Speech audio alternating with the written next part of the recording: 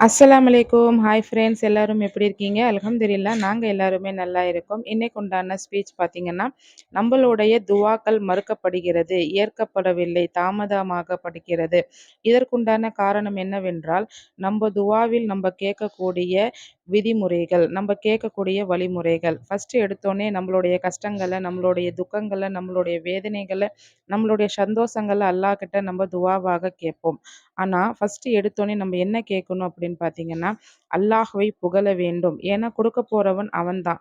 நம்மளுடைய பார்த்துக்க போறவன் அவன்தான். அப்போ நம்ம எடுத்தோனே அல்லாஹ் தாலாவை புகழ வேண்டும். அடுத்தது பார்த்தீங்கன்னா, நம்ம நபிகள் பெருமானார் ஸல்லல்லாஹு அலைஹி வஸல்லம் அவங்களுக்கு சலாம் கூறக்கூடிய உம்மத்தாக நம்ப இருக்க வேண்டும்.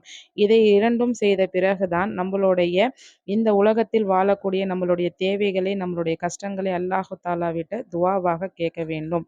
இந்த துஆ கபூல் செய்யட்டும். ஆமீன்.